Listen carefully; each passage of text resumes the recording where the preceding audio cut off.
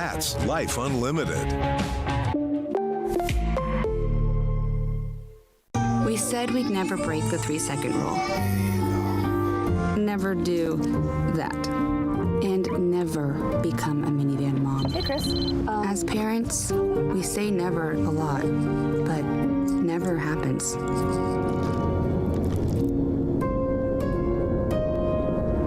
So when you say you'd never leave your child in a hot car, know it can happen. Before you leave the car, always stop, look, lock.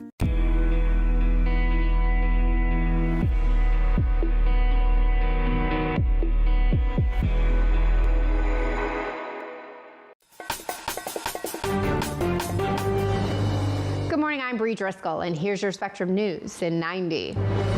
President-elect Donald Trump has reportedly picked South Dakota Governor Kristi Noem as his Homeland Security Secretary and Senator Marco Rubio as his Secretary of State. Trump is adding more loyalists to his staff while emphasizing mass deportations and securing the southern border. A Manhattan judge is expected to decide the future of Trump's hush money conviction today. Judge Juan Merchan could toss out the verdict, order a new trial, or dismiss the charges. The Supreme Court says presidents have broad immunity from criminal prosecution. Congress returns to Washington today for a lame duck session. There's plenty on the to-do list, including a bill to prevent a government shutdown and defense spending legislation. Republicans are on the verge of keeping control of the House after flipping the Senate. In Arizona, Democratic Congressman Ruben Gallego beat out Carrie Lake in the state's U.S. Senate race. There are less than 20 races yet to be called in the House. And Richard Allen has been found guilty on all counts in the Delphi double murder trial. Prosecutors say he killed a 13 and 14-year-old girl in 2017, abandoning their bodies near a trail in Indiana. Sentencing is set for December 20th. Those are your headlines. Now we're going to take a look at your weather on the ones with Ramel Carpenter. Happy Tuesday, everybody. I'm meteorologist Ramel Carpenter. We have a pretty nice forecast in store for us with high pressure building in across the central U.S. This is going to allow for sunny skies across most areas in the lower 48. Kansas City going to get in the low 60s, upper 40s in parts of Chicago to Minneapolis, low 50s in New York later this afternoon. The active weather, though, is going to remain along the western coast, specifically in the northwest, as another storm system begins to work its way into that part of the country. We also have a risk for severe weather ramping up. We'll talk about all that and more coming up in 10 minutes on your Weather on the Ones.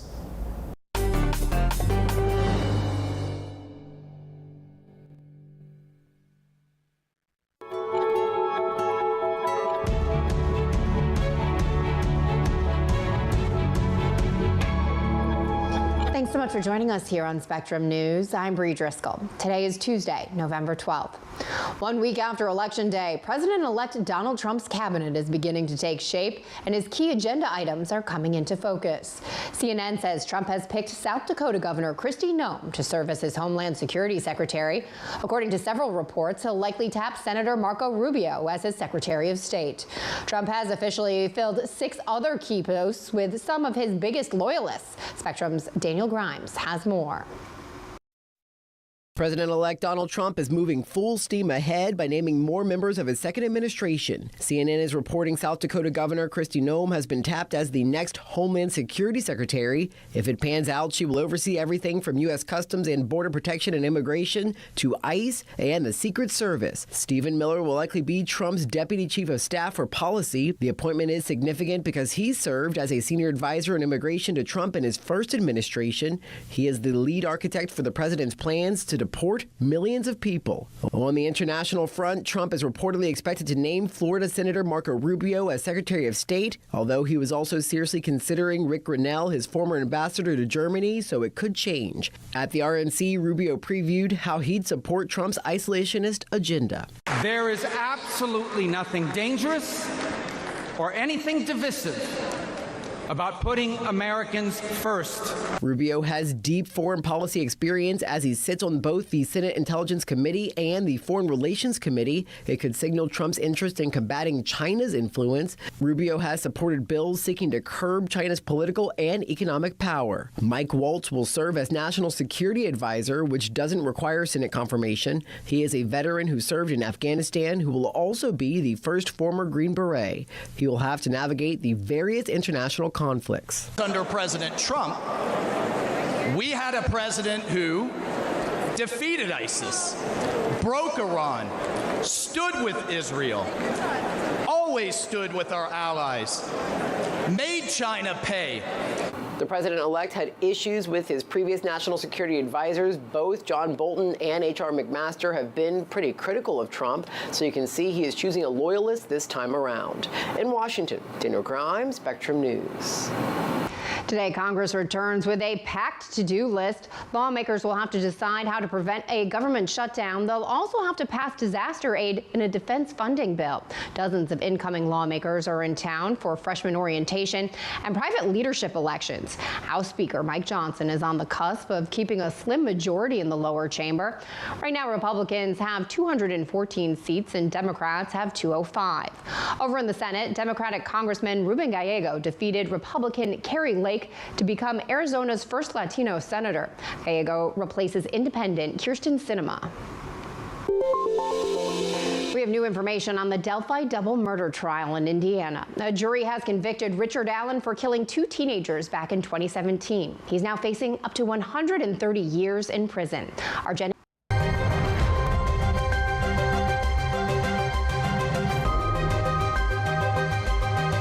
Good morning, I'm Josh Robb, and you're watching a Spectrum News special report. House Republican leadership is holding a news conference on the steps of the Capitol at this hour after the election. Let's listen in. They said they couldn't afford the basics for their families' needs. They didn't feel safe in their communities. Their values were under attack. Joe Biden, Kamala Harris, Hakeem Jeffries, and extreme House Democrats were the cause. Donald Trump and House Republicans are the solution. That's why voters delivered House Republicans a majority and sent Donald Trump to the White House in a landslide. I'm proud to have led the NRCC to achieve this victory. Even after Democrats spent $550 million spreading lies about House Republicans, we went on offense and flipped seats from Pennsylvania to Michigan to Colorado and beyond. The American people saw through the Democrat lies because Republicans had better candidates and a better message about what we would do to improve their daily lives. So it was my honor to lead our successful effort to hold the House at the NRCC. I didn't do it alone. House Republicans bought into the plan. We had record member participation from across our conference. And our entire incredible leadership team worked together to make it happen. I'm especially grateful of our team leader, Speaker Mike Johnson, whose dauntless energy and hard work are the reason we're here. Raising $27 million directly to the NRCC and traveling to countless cities in over 24 states to help our candidates. Thank you, Mr. Speaker. You've earned the gavel, Mr. Speaker, with your long days on the road, little sleep, and relentless optimism. Now with Donald Trump as president, Mike Johnson as Speaker, and a new Senate majority, Republicans will have unified government in Washington for the first time since the beginning of President Trump's first term. And what did we do together during that first term? We passed historic tax cuts that led to the greatest economy in a generation. We supported border security legislation and building the wall, leading to historically low illegal crossings. We rebuilt our military and pursued a foreign policy that led to peace and stability around the world. We had energy independence for the first time. Kamala and extreme Democrats, right on cue, broke it. You broke it. Now Republicans have a mandate to fix it. If we deliver on the promises we campaigned on, I'm confident the American people will reward our success. I'm ready to get back to work. Let's get it done. And now I'd like to introduce our Majority Whip, Mr. Tom Emmer. I guess he's happy that I'm going to speak. You don't get that every day, Mike. Well, actually, I do. Yeah. That is true, every day. 1 week ago today, Americans elected a Republican president, a Republican Senate, and a Republican House with a mandate for change. A mandate for more affordable cost of living, secure borders, less crime in our streets, and a restoration of American dominance on the world stage. a mandate to put America first and make this country great again. I've always said we run to win and we win to govern. Voters gave us the wins we asked for. Now it's time. Now the time for governing is here. The Speaker and the Majority Leader have put together a legislative agenda that will allow us to hit the ground running on day one and begin delivering on President Trump's America First agenda. As the whip, I will work with every corner of our conference to ensure every voice is heard, every constituent is represented, and that we get these policies across the finish line. Our members have worked hard over the last 2 years to show what a House majority is capable of. We passed legislation to lower costs for families, secure our borders, and reverse the damage the Harris-Biden administration has inflicted on our country, all of which collected dust on Chuck Schumer's desk. But now that we have the trifecta, it's finally time to counteract the Democrats' negligence once and for all by turning our agenda into law. And I have no doubt that this House Republican team will get it done. The time for failed policies that have wreaked havoc on hardworking Americans for the last 4 years is over. The time for proven leadership is now. And with that, I turn it over to one of our proven leaders, our Majority Leader, Steve Scalise. Thank you, Whip. Last week, the American people delivered a mandate to this town, to Washington, that they want to fix the problems that have been plaguing families all across this country for the last 3.5 years. You know, I got the opportunity to travel to every single swing district throughout the nation, and I got the opportunity to travel to a number of swing districts with President Trump. And I saw the same theme come up everywhere we went. People are furious that there's an open southern border and they want it closed. People are struggling because they can't afford to buy food or fill up their cars or pay their utility bills. And the leaders in the White House were not listening. And what we talked about when we were out on the campaign trail and our candidates talked about were real issues, real solutions to the problems that those families were facing.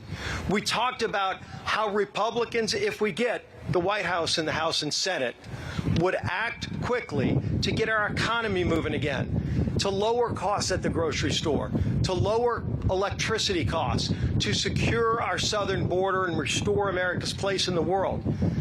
Those were the issues we actually ran on and talked about in every community in America, and the American people responded.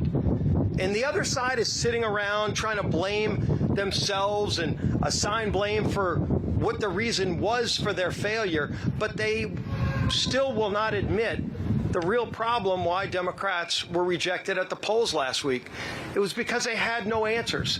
They had no message to those families who were struggling. They wanted to double down on the same failed far-left policies that they've been ramming through Washington for the last 4 years that caused this inflation, that caused the open borders, that caused the problems that families are facing.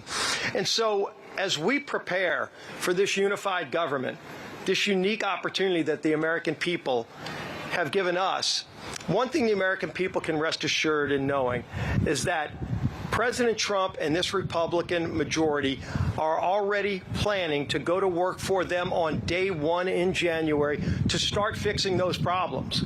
We have an agenda we've been planning for the first 100 days to lower food costs, to lower energy costs, to secure America's border, to get this economy moving again so those families who have been struggling can finally get back on their feet, can finally have some savings in their pockets so they can send their kids to college, so they can go on a family vacation, so they can have more take-home pay.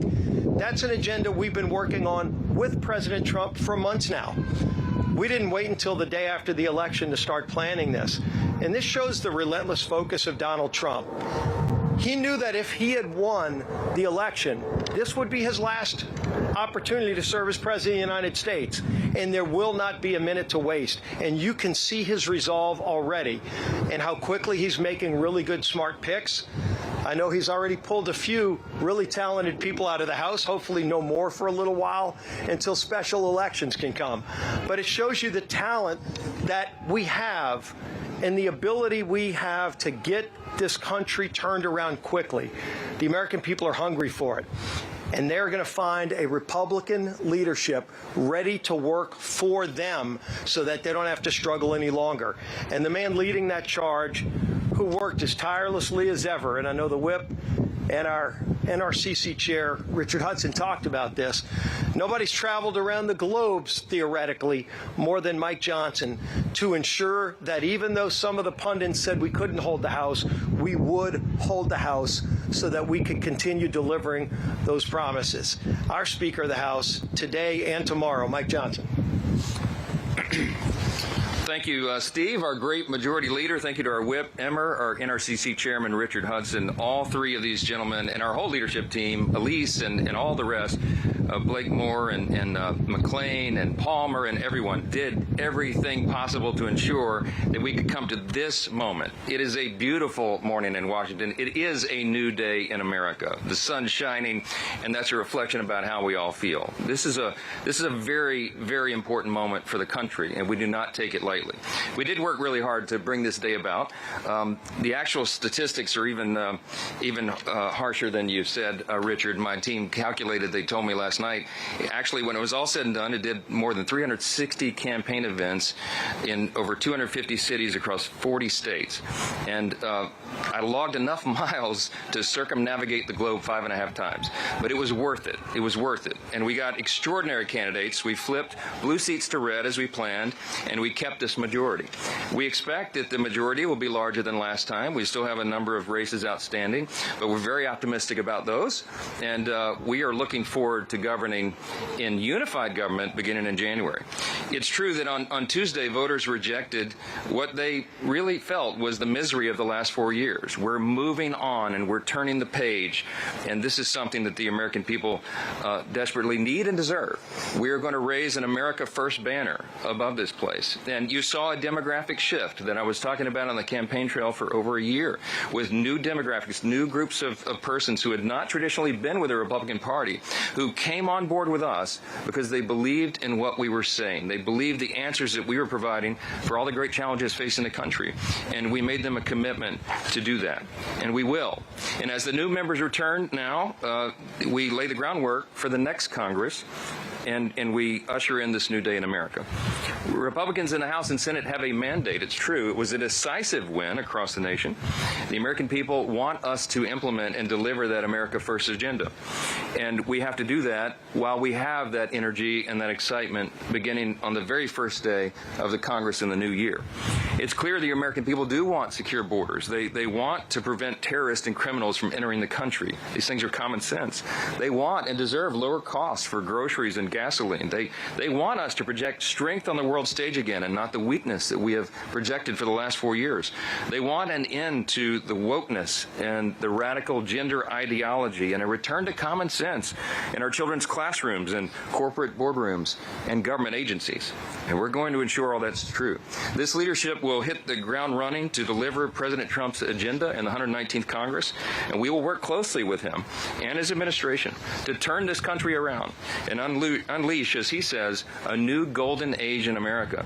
That's not a campaign slogan. We believe that that is true. We believe in our hearts that America's best days are ahead of us, and we're excited to deliver upon that promise. The only way we're able to work quickly is because we have unified control of the Congress, both chambers now, and the White House beginning January.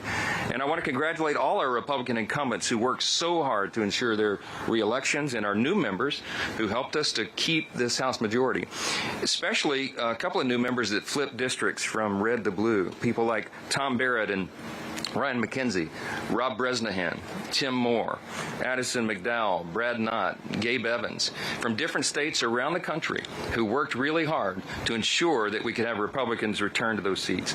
And we have an amazing group of freshman members who are going to join our conference, the Patriots who are already here and who are ready to implement this agenda on day one. Now, as we sit here this morning, we're still watching a number of races. We have races still pending in Alaska, Arizona, California, Maine, Ohio, Colorado, and Oregon. And we're going to ensure that every single legal vote is counted in those races. So while we're completing the work of this Congress, we're shifting gears and preparing for the next Congress. We're also still in campaign mode in some sense and awaiting the final outcome of these races. Looking ahead over the past year, I've been working with our committee chairs and our Senate colleagues to lay the groundwork for this America First agenda. It will grow our economy and reduce inflation. It will secure our borders. We will restore America's energy dominance once again. We'll implement educational freedom, and we will drain the swamp. And that's just the beginning of the agenda. This leadership team standing behind me has been preparing for this moment, and we are ready to deliver on America's mandate in the next Congress. When President Donald Trump won the presidency in 2016, we all look back and recognize that the Republican Party was not fully prepared for that moment, and precious time was wasted in the beginning of that Congress. I know it well because that was my freshman year in Congress. We began in 2017. We are not going to make those mistakes again. We will be ready on day one. We are prepared this time. And as we wind down the 118th Congress, we'll be ready to take the ball and run full speed in the 119th Congress that begins in January. With that, if you have a few questions, I'll be happy to answer. Chad. Thank you. With Waltz and Stefanik, last night about this, you guys alluded to it, kind of on the edge of how these teams should deliver. You in with the administration say, look, we're going to be right on the edge. People are out sick every day. Can't do these things. We can't get it. Yes, President Trump and I have talked about this multiple times a day for the last several days. We have an embarrassment of riches. We have a really talented Republican conference. We've got really competent, capable people here. Many of them could serve in really important positions in the new administration. But President Trump fully understands and appreciates the math here, and it's just a numbers game. You know, we believe we're going to have a larger majority than we had last time. It's too early to handicap it, but we're optimistic about that. But every single vote will count, because if someone gets ill or has a car accident or a late flight on their plane, that it affects the votes on the floor. So I think he and the administration are well in tune to that. I don't expect that we will have more members leaving, but I'll leave that up to him. But yes, are we talking about it? Yes, all the time, and he fully appreciates that. Let me go over here. Yes, ma'am. Yeah. Go ahead.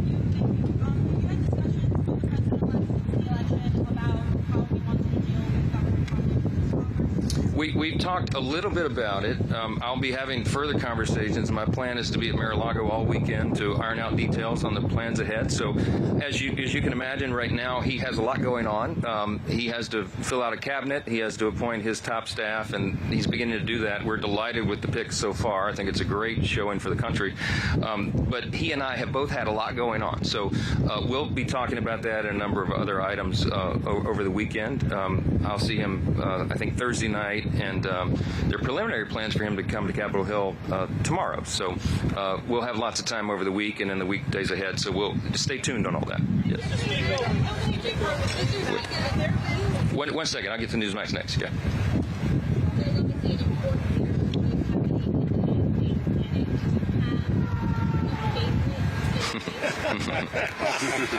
The question was, do I have a favorite in the race for Senate leader on the Republican side? They're all my favorites. How about that? Look, I think there's some really qualified candidates over there. All three of these gentlemen are friends. I'm not going to put my thumb on the scale on that. I got enough to manage over here. But whomever is ultimately elected the new leader, we look forward to working with them beginning immediately. And I have been working for a long time, over almost a year now, with the previous Senate leadership and with the leaders of the key committees over there.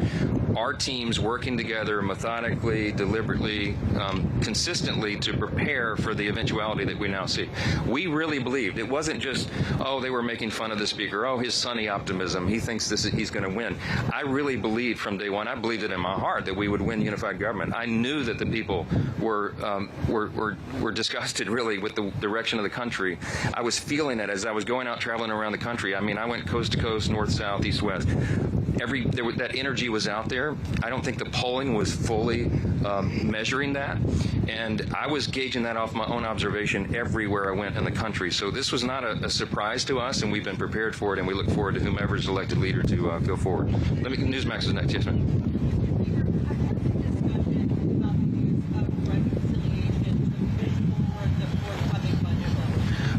desk. We have been talking for almost a year about the use of the budget reconciliation as a method to achieving some of the desired ends. We have to fix everything. I told President Trump many times, and we've all discussed, we believe we could be the most consequential Congress of the modern era, and he the most consequential president, because we quite literally have to fix almost every metric of public policy. Everything is a mess. Everything. So the budget reconciliation process is a very efficient means to solving a lot of that, everything related to the budget and spending and all the rest, regulatory reform. So we have lots of very specific plans on how to do that, and the details of that will come together over the coming weeks. Yes, ma'am. Can you tell us a little bit more about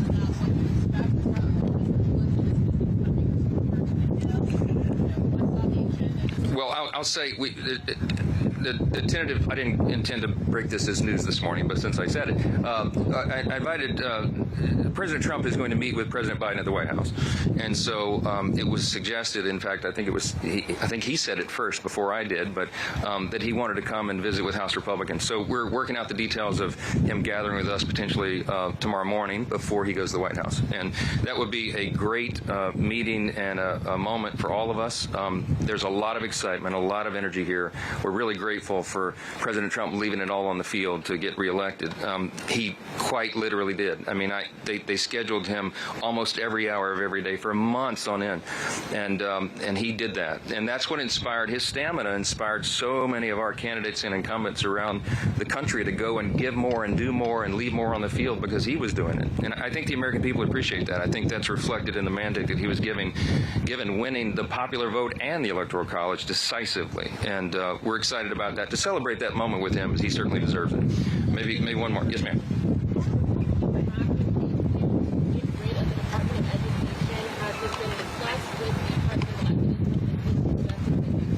We're not going to get into any details about any specifics with regard to reforms in specific departments yet. There's lots of ideas on the table, but we've got to work together, build consensus, work in coordination with the Trump administration on the order of the reforms and how we do it. So I'm not yet ready to give you details on that, but you can stay tuned.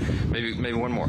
Yes. You were very concerned about non-citizen voting. What's your assessment of the impact that non-citizens had on this election? Well, look, the mantra and what we said at the rallies and what President Trump was apt to say all the time is we had to make it too big to rig, and we did.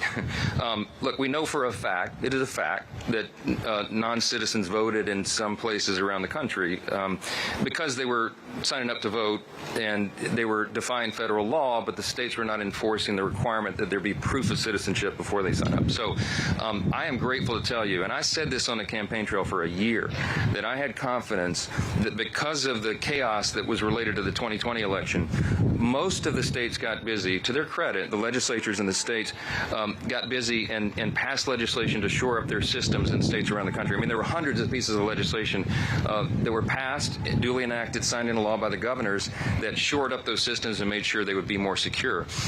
There were a few states we were still concerned about, but I'll tell you, because of the attention that was given to it, you had eyes on those elections very closely. You had lawyers ready and prepared to run and file injunctions in district courts when necessary, and they did. You had poll watchers and precinct captains, and some of those are still working right now. There'll be recounts in a couple of these races. They'll be very closely monitored. I'm happy to report to you that because of all the emphasis we placed on that, and because of all the attention the American people put on it, that I think we were able to limit to a high degree the amount of fraud and irregularity and many of the things that concerned all Americans after 2020. So that's a good sign. It's another hopeful reason, another thing to celebrate about our new day in America. So thank you all for being here this morning. We're really grateful to get to work, and that starts right now. Thank you. Well, you just heard the House Republican leadership team say that they have taken control of the House of Representatives. That may ultimately be the case, but it has not been confirmed, as a number of races have yet to be called, according to the Associated Press. What's more, whatever party takes over will find a narrow majority, even tighter than before it is possible, or I should say even tighter than how it is right now. And that, of course, has led to instability and votes that were bipartisan. partisan. What is not in doubt is that Republicans will take over the White House, of course, with President-elect Donald Trump returning, and the U.S. Senate as well. Looks like it's going to be 53-47 there in the Senate.